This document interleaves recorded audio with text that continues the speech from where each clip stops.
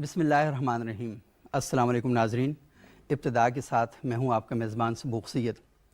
ناظرین، عموماً یہ بات کی جاتی ہے کہ مذاہب انسان کو بیزاری کی طرف لے کے چلے جاتے ہیں۔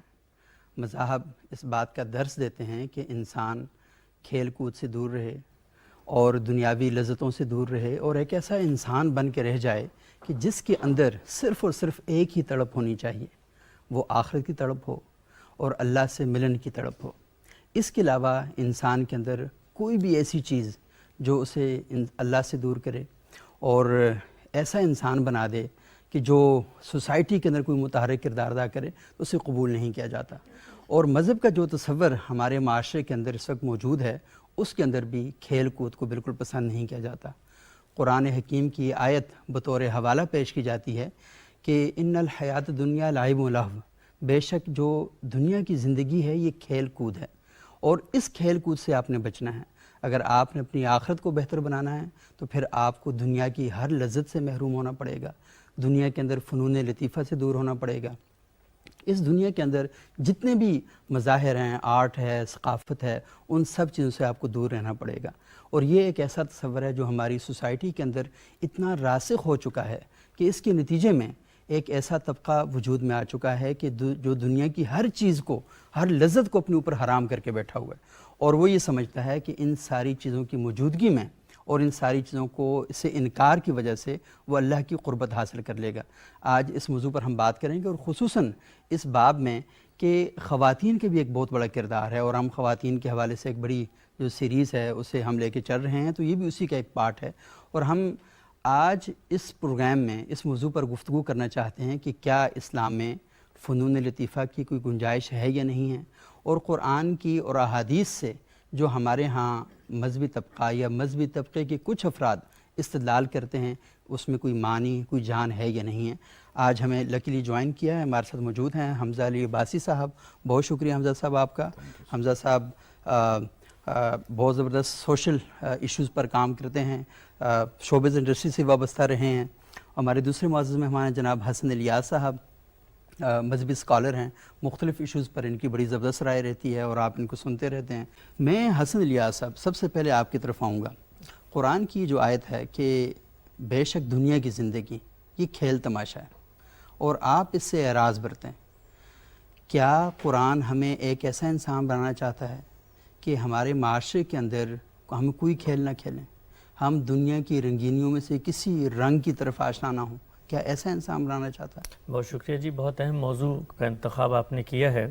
دیکھیے، دین کے حوالے سے جب بھی ہم کوئی نقطہ نظر اخذ کرنا چاہتے ہیں تو اس میں سب سے پہلے یہ بات بہت ضروری ہوتی ہے کہ اللہ کی کتاب کو مضبوطی سے تھام کر ہم یہ دیکھیں کہ خود خدا نے زندگی کی اسکیم کو کیسے بیان کیا ہے۔ صحیح۔ اللہ تعالیٰ نے اگر آپ دیکھیے تو بالکل صاف صاف الفاظ میں بتا دیا ہے کہ انسان کو ارادہ اختیار دیا ہے، دنیا میں بھیجا ہے، اسی شعور کا امتحان ہے جس کی بنیاد پر اللہ قیامت کے دن اس کو جنت کا شہری بنائے گا۔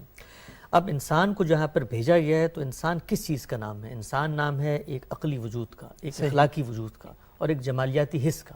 ہمیں جانوروں سے جو چیز ممتاز کرتی ہے وہ یہی ہماری جمالیاتی حس ہے۔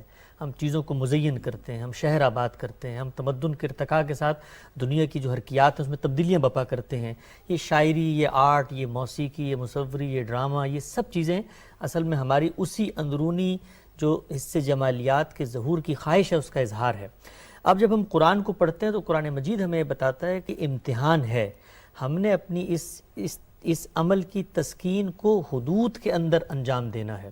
آپ یہ دیکھیے کہ یہ لوگ بالعموم جو کہتے ہیں کہ جی دین تو اصل میں آپ کو دنیا سے ہٹانے کے لیے آتا ہے، تو صلی اللہ علیہ وسلم کی پوری زندگی کا مطالعہ کریں، وہ ہر جگہ پہ یہی بتاتے ہیں کہ یہ چیزوں کا استعمال ہے، اور استعمال کے بعد اللہ تعالیٰ نے سورہ اعراف کے اندر وہ کرائیٹیریا دے دیا ہے، وہ 5 بنیادی نقاط ہیں جو اخلاقی حرمت کی حدود بندی کر دیتے ہیں۔ کوئی بھی چیز دنیا کی، کوئی بھی عمل اگر وہ ان 5 چیزوں میں متصادم ہو جاتی ہے تو اب ہمیں اس سے رک جانا ہے۔ اور کمال کی چیز یہ ہے کہ اللہ تعالیٰ نے جہاں یہ بیان کی ہیں اس سے پہلے یہ بیان کی کہ کل من حرم زینت اللہ التی اخرج لعبادہ، کون ہے جو اللہ کی ان زینتوں کو جو میں نے پیدا بندوں کے لیے کی ان کو حرام قرار دیتا ہے۔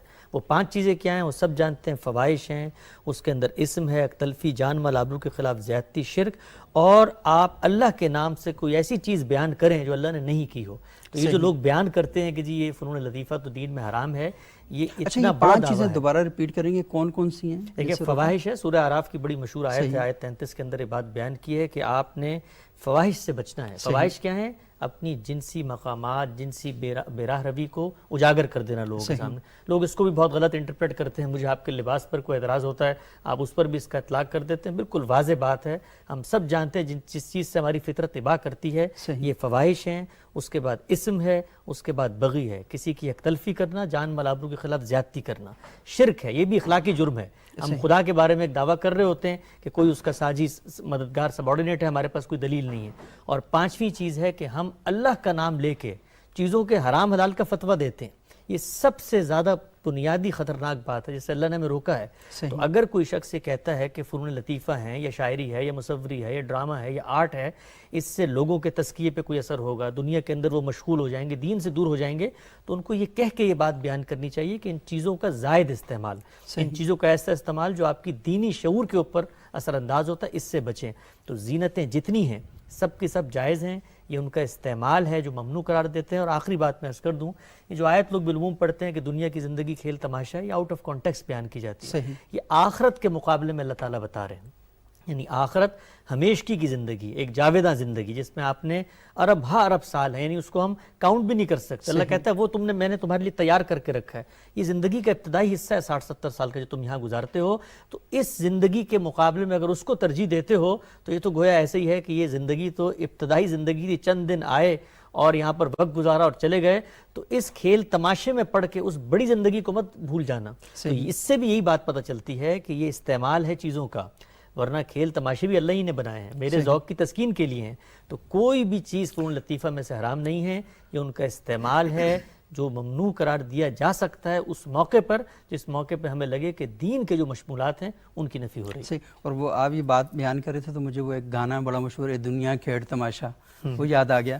تو اس میں دیکھیں نا, وہ یہی بات کر رہے ہیں کہ مطلب یہی ہے کہ آپ نے بہت کم ٹائم یہاں گزارنا ہے, تو جس چیز کے بارے میں آپ کو لگے کہ ہاں بہت کم وقت کے لیے ہم آئے ہیں تو اس کو آپ کھیل تماشے سے تعبیر کرتے ہیں. بہت اچھی آپ نے اس کی تشریح کی. حمزہ صاحب, میں آپ سے تھوڑا سا جاننا چاہوں گا, آپ شوبز انڈسٹری سے وابستہ رہے. یہ کہا جاتا ہے کہ شوبز انڈسٹری جو سوسائٹی میں میسج پرووائڈ کر رہی ہے, جو پیغام پہنچا رہی ہے, اس کے نتیجے میں فحاشی پھیلتی ہے, اور اس کے نتیجے میں جو فنون لطیفہ اور یہ جتنی بھی قدریں ہیں وہ اپنی حدود سے باہر نکل جاتی ہیں, جو حسن صاحب بتا رہے تھے. ایسا کیوں کرتے ہیں آپ لوگ؟ دیکھیں جی, جیسے حسن بھائی نے بڑا کلیئرلی بتایا کہ اسلام میں تو 2 ہی وجوہات ہیں.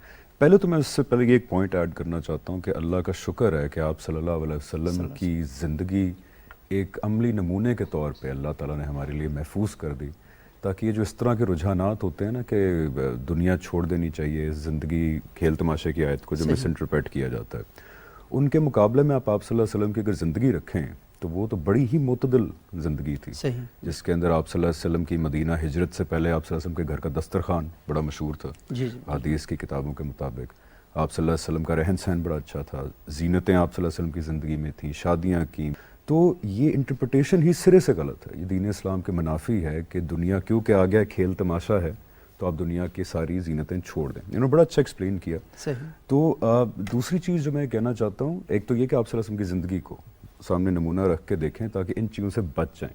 ورنہ رہبانیت جیسے انٹرپریٹیشنز کرسچینٹی میں بھی دیکھیں کتنا پریولنٹ ہو گئیں, جوڈیزم میں کتنا پریولنٹ ہو گئی, ہندو مت میں کتنا پریولنٹ ہو گئی, اور ہمارے ہاں بھی یہ روایت تھوڑا سا زور پکڑتی جا رہی ہے کہ غالباً دین یا اللہ تعالیٰ کہتے ہیں کہ دنیا چھوڑ دو اور بھاگ جاؤ جنگلوں کے اندر.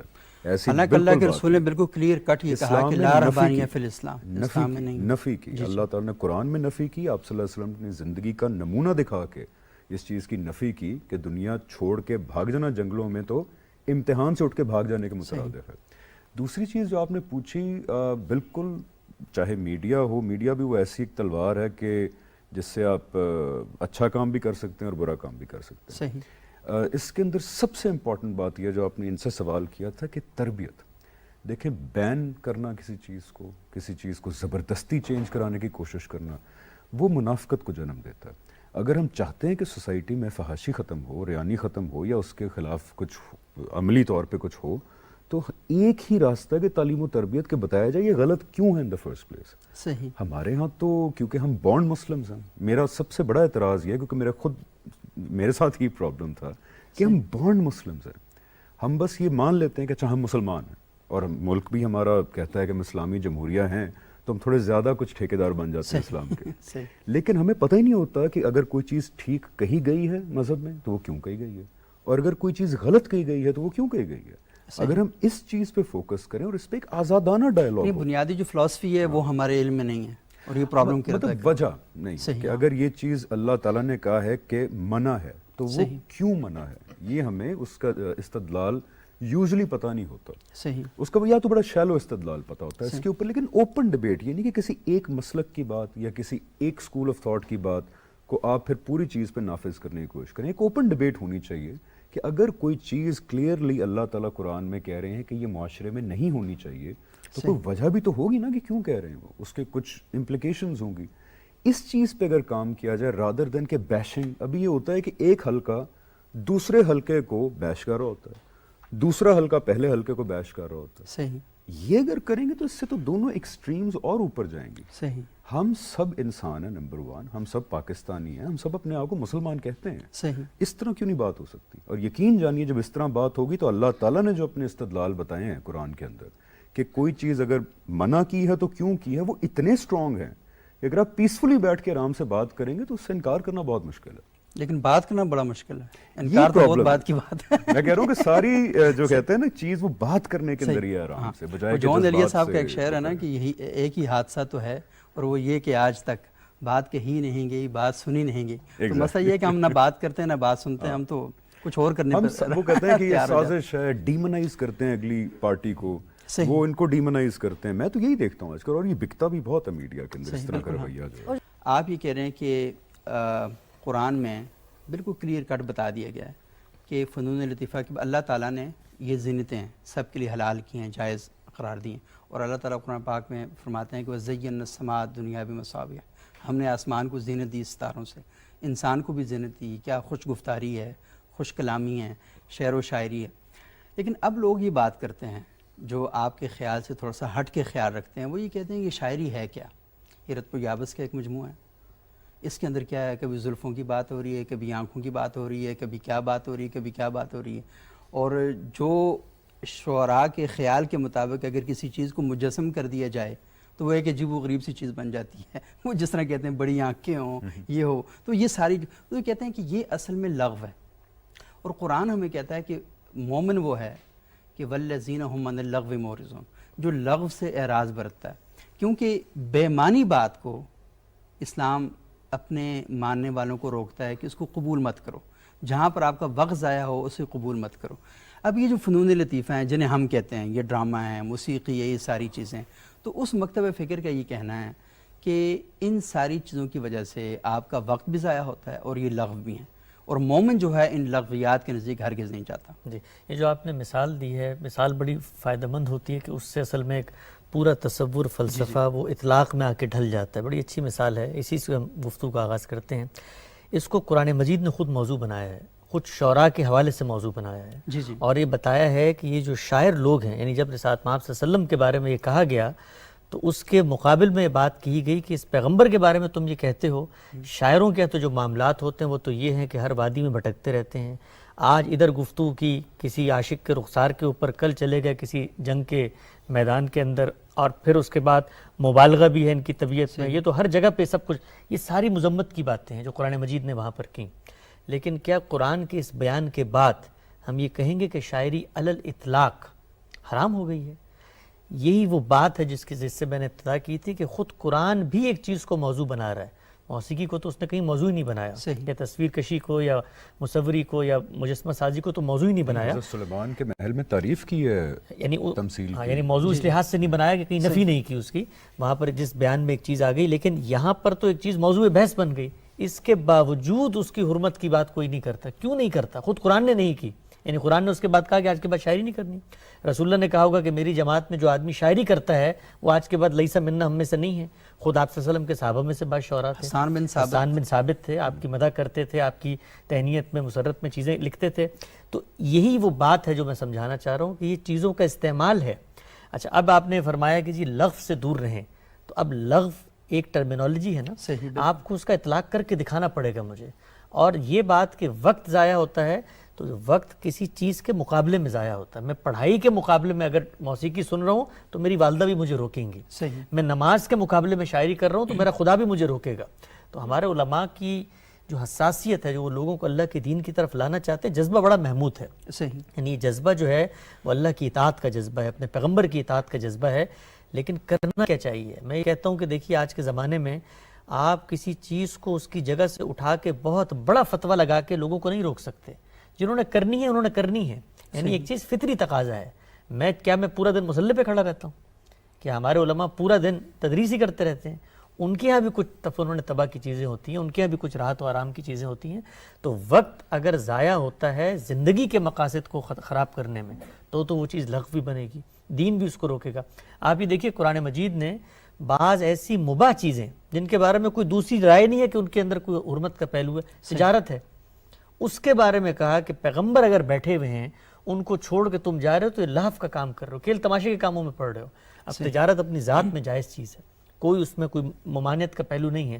تو یہ چیزوں کا استعمال ہے, جب وہ حدود سے تجاوز کرتا ہے تب ہم بات کرتے ہیں. اور سد ذریعہ کے جو اصول ہمارے علماء بالعموم اپناتے ہیں پریکاشنری میجر کے طور پہ, سد ذریعہ یعنی اس طرف جانے کا جو راستہ اسی کو روک دیں.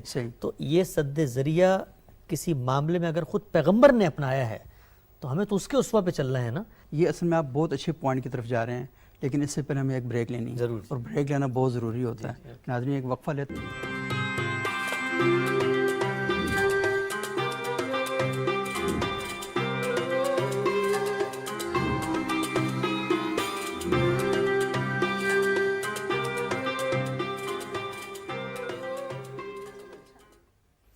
ناظرین وقفے کے بعد ایک بار پھر پروگرام میں خوش آمدید. آج ہم گفتگو کر رہے ہیں کہ فنون لطیفہ اس کے بارے میں مذہب کی تعلیمات کیا ہیں. اور وقفے سے پہلے حسن الیاس صاحب بات کر رہے تھے اور وہ بتا رہے تھے کہ اسلام نے جو چیزیں بتائی ہیں, ہم اس باکس سے اگر باہر نکلتے ہیں تو وہاں تو پرابلم پیدا ہوتے ہیں.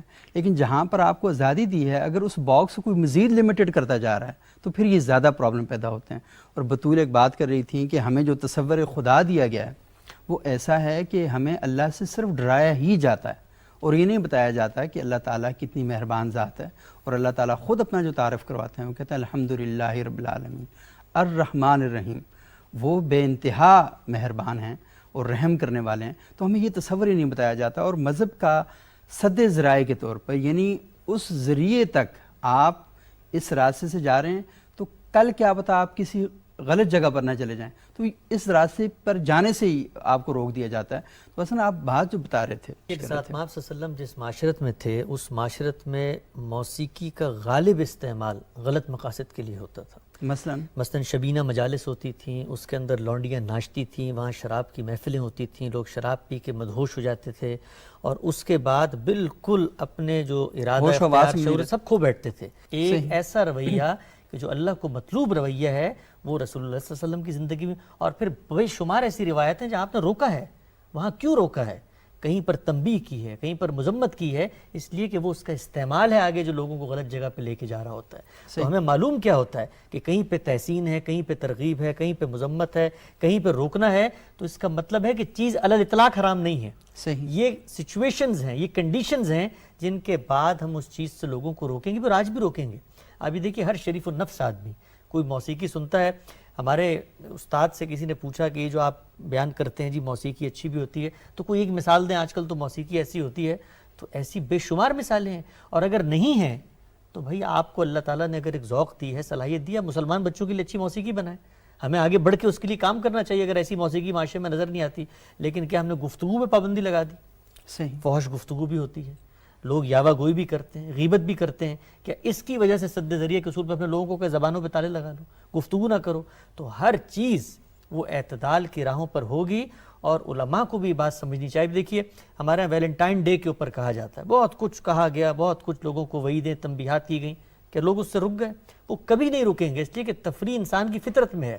آپ نے ان کو بتانا یہ ہے کہ یہ اللہ کی حدود ہیں، یہ دیکھو یہ خاندان کا ادارہ ہے، یہ جنس کی پاکیزگی کے طہارت کے تقاضے ہیں، ان پہ قائم رہو. تو آپ دیکھیں گے کہ لوگ اس بات کو پھر اپریشیٹ کریں گے اور ان حدود آشنائی کو پہچان کر اپنے آپ کو وہاں سے پیچھے روک لیں. اور دوسرا یہ کہ آپ مقام ہمارے ہاں کی جاتی ہیں تو ایک دوسری رائے بھی ان کے اندر پائی جاتی ہے. آپ تحقیق کریں، انہوں نے کہا کہ انہوں نے تمام روایات جو غنا اور کیا کہتے ہیں موسیقی کے حوالے سے تھیں وہ ساری اکٹھی کی اور اکٹھی کر کے پھر نکالا کہ ہاں ان کے مطالب اور مفاہیم کیا ہیں. کیا مکمل حرمت ہے کہ مکمل طور پہ حرام ہے، یا آپ سوسائٹی میں کسی حدود اور قیود کے ساتھ انہیں پرفارم کر سکتے ہیں. تو اب پرابلم اصل میں یہ ہے یہاں پہ کہ ایک غالب فکر جو ہے وہ ہمارے معاشرے کے اندر موجود ہے، اور وہ بات وہ یہ ہے کہ وہ اصل میں سد ذرائع کے اصول پہ کھڑی ہوئی ہے. وہ یہ کہتی ہے کہ اگر آپ نے لوگوں کو گانا سننے کی اجازت دی تو اس کا مطلب کل یہ گانا گانا شروع کر دیں گے. جب یہ گانا گانا شروع کر دیں گے تو یہ موسیقی ہے، یہ موسیقی آپ کو نماز سے دور کر دے گی، اللہ سے دور کر دے گی. تو اب یہ جو سوچ اور فکر ہے ہم سوسائٹی کو، مطلب کہ مذہب کے اندر پرابلم نہیں ہے، سوسائٹی یہ سمجھتی ہے کہ یہ چیزیں ہمیں اس طرف لے کے چلی جائیں گی. تو ہم اس خوف کی وجہ سے وہ ساری چیزیں، میں حسن صاحب کے الفاظ مستعار لوں گا، انہوں نے کہا نا کہ آپ زبان سے تو بہت سی آپ گالیاں بھی دے سکتے ہیں، زبان سے آپ اچھی باتیں بھی کر سکتے ہیں. اگر کوئی بندہ گالیاں دے رہا ہے کہ کل سے بولنے پر پابندی ہے، جی ایسا تو نہیں ہو سکتا نا. اور پاکستان میں عموماً میں دیکھتا ہوں کہ ایسا ہی ہوتا ہے. وہ کرک میں ایک مندر پہ حملہ ہوا تو پورے پاکستان میں جو مندر تھے نے کہا کہ اب وہاں فوٹوگرافی نہیں ہو سکتی. مطلب کہ جو وجہ کچھ اور ہوتی ہے اور ہم صرف بند کرنے کو مسئلے کا حل سمجھتے ہیں. ہم یہ نہیں سمجھتے کہ ڈسکشن کر کے ہم چیزوں کو اوپن کریں. اور جن لوگوں نے یہ حملہ کیا بھی ہے وہ کہیں نہ کہیں غلط فہمی کا شکار ہیں. ہم ان کو ڈائلاگ میں لے کر آئیں، ہم ان کو مکالمے میں لے کر آئیں اور ان کو بتائیں کہ ہاں جو کچھ آپ تک پہنچا ہے وہ ایک موقف ہے. سوسائٹی میں ہمیشہ دوسرا موقف اور دوسری رائے بھی ہوتی ہے. تو یہ سوسائٹی کو کیسے، کیونکہ آپ ان ساری چیزوں سے منسلک، کہ مجھے پتا ہے کہ میرا پروگرام اتنے لوگ نہیں دیکھتے، مسجد کے امام اور خطیب کی تقریر بھی اتنے زیادہ لوگ نہیں سنتے جتنا ٹی وی، ڈرامہ، موسیقی، ان چیزوں کو لوگ دیکھتے ہیں. اور ان کے ذریعے ایک بہت بڑا پیغام دیا جا سکتا ہے سوسائٹی کو.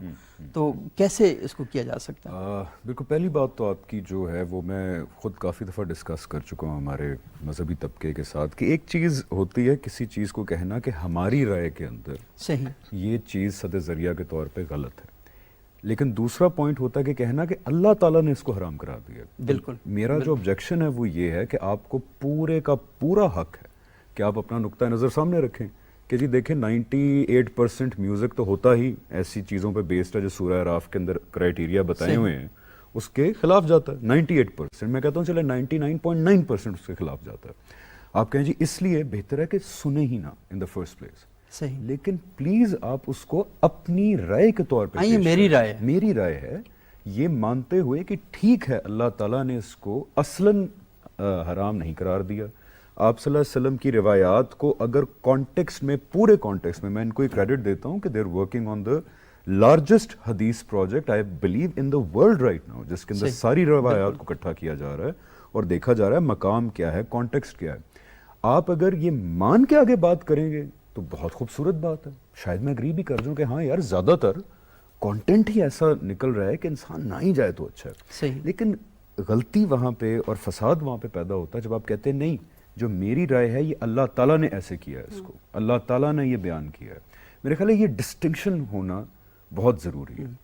اور آپ کا قرآن کی آیت کیا ہے اور میرا فہم کیا ہے، یہ دو مختلف چیزیں ہیں کہ میں نے سمجھا کیسے، میں نے سمجھا کیسے ہے. اور یہ میرا خیال ہے کہ اگر ہم یہ پریونشنز اختیار کریں تو ہم بچ جائیں گے ان چیزوں سے. یہ میرا خیال ہے. اللہ تعالیٰ نے اس کو اصلاً حرام نہیں کیا. تو یہ دیکھیں بات کتنی ایک دم معقول زبردست ہوگی، بالکل سمجھ آنے والی بات، سمجھ آنے والی بات ہوگی. اور دوسرا بالکل آپ ٹھیک کہہ رہے ہیں کہ یہ میڈیمز، میں یہاں پہ ایک اور چیز ایڈ کرنا چاہتا ہوں کہ یہ میڈیمز جس کے اندر آرٹ کا میڈیم ہے، جس کے اندر فنون لطیفہ کا میڈیم ہے، یہ دنیا کے سب سے پاورفل میڈیمز ہیں اگر آپ انسان کی سائیکالوجی کو دیکھیں. مطلب مجھے یاد ہے ایک زمانے میں سٹوری ٹیلنگ، دا میسج جو مووی بنی تھی 70s میں، ابھی عمر سیریز کا بڑا ایک وہ جو آپ دیکھیں ارطغرل بھی کتنے ملکوں میں چلا انکلوڈنگ پاکستان. یہ یعنی کہ ایک وہ میڈیم ہے جس سے تو آپ سب سے بڑی اسلام کی خدمت کر سکتے ہیں اس کے پیغام کو دنیا تک پہنچانے کے لیے. اور آپ کہہ رہے ہیں یہ حرام ہے. ہمارے ہاں اکثر لوگ جب سن رہے ہوتے ہیں نا کہتے ہیں ٹھیک ہے یار یہ حرام ہے لیکن اس کو کم از کم یہ تو نہیں کہہ سکتے یہ ٹھیک ہے نا. تو حسن صاحب یہ چیزیں بھی تو ہوتی ہیں نا. دیکھیے یہ جو بات عام طور پہ لوگ کہتے ہیں نا ہمارے علماء کے حلقوں میں بھی کہی جاتی ہے کہ آپ لوگوں نے ہر چیز کو جائز کر دیا, ہم تو کم سے کم اس کو حرام کرتے تھے. لوگ سنتے تھے, ان کے اندر ایک احساس گناہ تھا, خوف تھا, توبہ اور رجوع کرتے ہیں.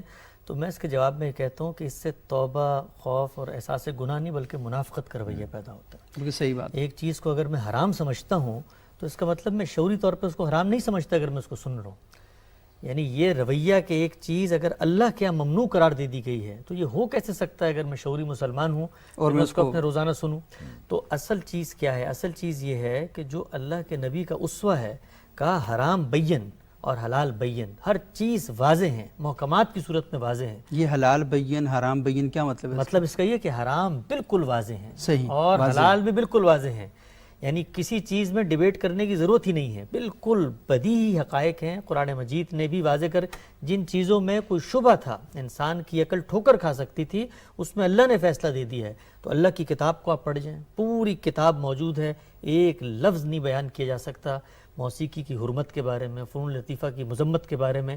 اللہ کے پیغمبر جو قرآن مجید کی ان اصولی ہدایات کا اطلاق کر رہے ہیں ایک معاشرے کے اندر, آپ ان کی پوری زندگی کا مطالعہ کریں. اور بہت ذمہ داری کے ساتھ دین کے معاملے میں بات کر رہا ہوں کہ پوری زندگی کا مطالعہ کریں, ایک ایک روایت کو الٹیں اور اس کی تحقیق کریں, تو آپ کو یہ پتہ چلے گا کہ جو اصول ہے وہی اصول جو عقلی اصول ہے کہ یہ چیزوں کی اخلاقی حرمت ہوتی ہے جو ان کے جائز اور ناجائز کا فیصلہ کرتی ہے. یہ اخلاقی کرائٹیریا ہے. آپ موسیقی سن رہے ہیں کسی کو اذیت پہنچانے کے لیے, کسی کی ہجو کرنے کے لیے, کسی کے جنسی اعضاء کو ڈسکس کر رہے ہیں, آپ نماز کو چھوڑ کے یہ کام کر رہے ہیں, آپ والدین کی فرمانبرداری اور اطاعت کے جذبے سے دور ہو کے ہر وقت اسی میں لگے ہوئے ہیں, تو یہ چیز ہے, میری فطرت اس سے ابا کرتی ہے, میں اس کی تعلیم دوں گا. اچھا بس حسن صاحب مجھے ایک بات بتائیں نا, آپ نے کہا نا کہ آپ نماز چھوڑ کے موسیقی پہ لگے ہوئے ہیں, آپ والدین کی خدمت چھوڑ کے اس کام پہ لگے ہوئے ہیں, ان چیزوں کے اندر اتنی جان ہے کہ بندہ تو کہتا ہے ہاں بٹ ٹھیک ہے یار, گھر والے بلاتے ہیں تو بلاتے رہ جائیں, میں تو اپنی مووی دیکھ کے آؤں گا. آپ کے سوال کا جواب یہ ہے کہ یہ اٹریکشن ہے تبھی تو دنیا امتحان کے لیے بنائی گئی ہے. صحیح. یعنی اگر یہ اٹریکشن نہ ہوتی تو میرے ارادہ اختیار, میرا شعور کبھی سوء استعمال کی طرف جاتا کیوں؟ اسی پر ہی ہے اسی کو رسالت محمد صلی اللہ علیہ وسلم نے بیان کیا ہے کہ یہ جو جہنم ہے اس کو لذات اور شہوات سے ڈھانپ دیا گیا ہے. لذت ہم چاہتے ہیں, ہمیں آسانی ہو, فراوانی ہو, ہماری چیز زینت جو ہے وہ ہمیں سکون اور تسکین دیتی ہے, کہ جہنم کو اس سے ڈھانپ دیا گیا ہے. یعنی بظاہر یہ چیزیں لگ رہی ہوتی ہیں آسائش کی, فطرت بھی اس طرف جاری ہوتی. یہی تو امتحان ہے دنیا کا. اچھا ویسے حسن صاحب کچھ لوگ آپ کے بارے میں یہ بات کرتے ہیں, یعنی آپ کے پورے مکتب فکر کے بارے میں, کہ آپ اسلام کو اتنا آسان بنا کر پیش کر رہے ہیں, اور جس کے نتیجے میں مطلب یہ جو مغرب ہے بہت خوش ہوتا ہے, اور وہ جو تعبیر و تشریح آپ اسلام کی پیش کر رہے ہیں, اور وہ بس ہر بندے کے لیے بہت مزے کی ہے اور وہ بڑا انجوائے کرتا ہے, تو مطلب اتنا آسان بنا کر آپ نے پیش کری, دین کو تھوڑا سا مشکل ہونا چاہیے تاکہ ذرا عمل کرنے میں تھوڑی ٹینشن ہونی چاہیے. دیکھیے جو لوگ اس طرح کی بات کرتے ہیں میں ان سب کی عزت کرتا ہوں, ان سے بڑی محبت ہے ہمیں, اور ظاہری بات ہے ہماری آخرت کی فکر میں یہ بات کر رہے ہوتے ہیں, ان سے کوئی خلاف دین بات نہ نکل جائے. لیکن حقیقت یہ ہے کہ یہ جو بات ہے کہ دین کو آسان بنا کر پیش کر رہے ہوتے ہیں, بہت بڑی جسارت ہے. دین کو بنایا نہیں جا سکتا. احداث فی الدین یہ افتراء علی اللہ ہے, یہ ان 5 جرائم میں شامل ہے. صحیح. تو اللہ تعالیٰ ہر اس شخص کو بچائیں جو دین کو اپنی طرف سے کچھ بھی بناتا ہے, مشکل بنائے تب بھی افتراء علی اللہ اور احداث فی الدین ہے, آسان بنائے تب بھی افتراء علی اللہ. یعنی اللہ تعالیٰ کے اوپر آپ ایک بات الزام لگا رہے ہیں کہ جی اس نے یہ کام کیا اگرچہ اس نے یہ کام نہیں کیا. تو یہ جو خود سے بنانے کا کام ہے, مشکل ہو یا آسان, یہ انسان کو کرنا نہیں چاہیے. باقی ہم جو کوشش کر رہے ہیں وہ یہ ہے کہ اللہ کا جو بھی دین ہے اس کو اپنے فہم کے مطابق لوگوں کے سامنے پیش کریں, اور اس میں اگر کوئی شخص, کوئی صاحب علم ہمیں ہماری غلطی بتاتا ہے کہ نہیں جی اس معاملے میں آپ نے تو یہ بیان کر دیا, نتیجہ آسانی کی طرف نکل رہا ہے, اللہ مشکل چاہتا ہے, تو مشکل اور آسانی نتیجہ ہے, وہ استدلال کے ذریعے وہاں تک پہنچا جائے گا. اور اللہ تعالیٰ کا اپنا یہ کہنا ہے کہ جو دین میں نے انسان کو دیا ہے یہ اس کی فطرت کے مطابق ہے, اور میری فطرت اگر کسی چیز کا اقتضا پورا نہیں کر رہی تو اس کا مطلب ہے کہ میرے اس دینی فہم میں کوئی کمزوری ہے, کیونکہ فطرت اور دین یہ کوئی 2 متضاد چیزیں نہیں ہو سکتی. اچھا میں ایک واقعہ عرض کر دوں آپ کو. جی بالکل. جب آپ دین کو مشکل یا آسان اپنی طرف سے کریں, چاہے آپ دنیا کے سب سے بڑے عالم ہوں, تو اس میں ہمیشہ کانٹرڈکشن ضرور آتی ہے. ہماری جو میں نے ایکسپیرینس کیا ہے اس انٹرپریٹیشن میں کوئی کانٹرڈکشن نہیں ہے. دوسری میں دیکھیں کتنی کانٹرڈکشن. ایک مزے کا واقعہ 2 منٹ بتا دوں آپ کو. شروع میں جب میں دھیان آیا اسلام کی طرف تو میں کچھ اعتراضات لے کے ہمارے بڑی مشہور شخصیت ہیں زمانے میں رہ بھی چکے ہیں اسلامک آئیڈیالوجی کاؤنسل میں، ان کے پاس گیا میں، اچھا اور یہ میوزک والا ہی میں اسپیکٹ لے کے گیا، اور میرے بڑے بچکانہ ایک شروع والی ایمیچر سوچ نہیں ہوتی ہے، میں نے کہا دیکھیں جی اگر میوزک حرام ہے تو ڈف بجا کے بھی تو طلع البدر علینا، خواتین مرد بچے کیسے وہ ڈف بجا کے استقبال کر رہے ہیں وہ آپ صلی اللہ علیہ وسلم کا، تو میں نے کہا کیا یہ وہ کھلا تضاد نہیں؟ تو انہوں نے کہا ہاں، تو ڈف کے علاوہ جو ہے باقی انسٹرومنٹس حرام، وہ حرام۔ میں نے کہا اچھا، میں نے کہا تو یہ توریت کے سورسز جوش سورسز سے پتہ لگتا ہے کہ حضرت داؤد کے پاس ایک تارا ہوتا تھا جس سے وہ اللہ نے کہا ہے کہ پرندے آ جاتے تھے جب وہ اللہ کی حمد گاتے تھے، صحیح، تو آگے سے کہتے ہیں ہاں تو اس کا مطلب ہے کہ ڈف اور ایک تارے کے علاوہ باقی سب چیزیں، میں نے کہا جی آپ کہتے ہیں مجسمہ سازی قطعی طور پہ حرام ہے، تو اللہ تعالیٰ قرآن میں حضرت سلیمان علیہ السلام کے محل کے اندر جو تمثیلیں ہیں، تمثیلیں مجسموں کو کہتے ہیں، پینٹنگز کو کہتے ہیں، ان کی تعریف کر رہے ہیں، کہتے ہیں جی اس کے علاوہ جو اگر کوئی بنائی جائے تو وہ حرام ہے۔ تو دیکھیں جب آپ ایسی انٹرپریٹیشن آپ دلیل بڑھاتے جائیں اور جائز کرواتے جائیں، میں صرف کہہ رہا ہوں کہ دیکھیں کلیئر کانٹراڈکشنز بہرحال نظر آتی ہیں جب آپ دین کو اپنی طرف سے مشکل کریں یا آسان کریں، صحیح، تو اللہ اس گناہ سے بچائے کہ اپنی طرف سے آپ دین کو آسان کریں مشکل کریں۔ دین وہی ہے جو محمد رسول اللہ صلی اللہ علیہ وسلم نے دیا، جو قرآن کی صورت میں پہنچا، سنت کی صورت میں پہنچا، اس کی ایکسپلینیشن کہیں احادیث کی ہسٹوریکل ریکارڈ کی صورت میں ہمارے تک پہنچی۔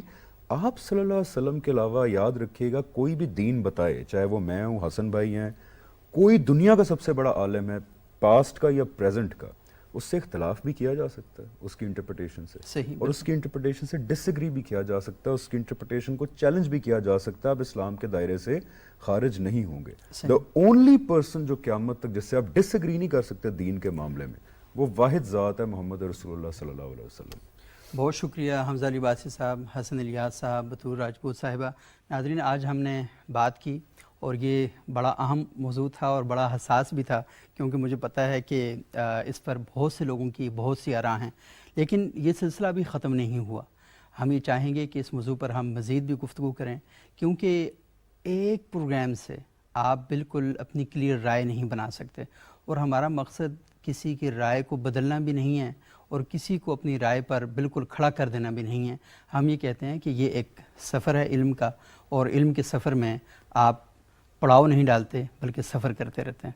جب آپ سفر کرتے رہیں گے تو آپ کو اچھے نتائج بھی ملیں گے اور آپ کی طبیعت خوشگوار بھی ہوگی، آپ کسی ٹینشن کے شکار بھی نہیں ہوں گے، کیونکہ آپ یہ سمجھیں گے اور یہ جانیں گے کہ مختلف لوگوں کی مختلف آراء ہوتی ہیں، اور آراء جو ہوتی ہیں وہ آپ کے ماحول میں، آپ کے پس منظر کے ساتھ اور آپ جہاں پر بستے ہیں اس کے مطابق آپ کی بنتی ہیں۔ تو جو چیز بھی آپ پڑھتے ہیں، شاید آپ کے والد صاحب نے پڑھی ہو تو انہوں نے کوئی اور مفہوم اور نتیجہ اخذ کیا ہو، آج آپ پڑھ رہے ہیں تو شاید آپ کچھ اور مفہوم اور کچھ اور نتیجہ اخذ کریں۔ تو اسی سفر کے ساتھ ہمیں اجازت دیجیے گا، اگلے پروگرام میں دوبارہ آپ کی خدمت میں حاضر ہوتے ہیں۔ بہت شکریہ۔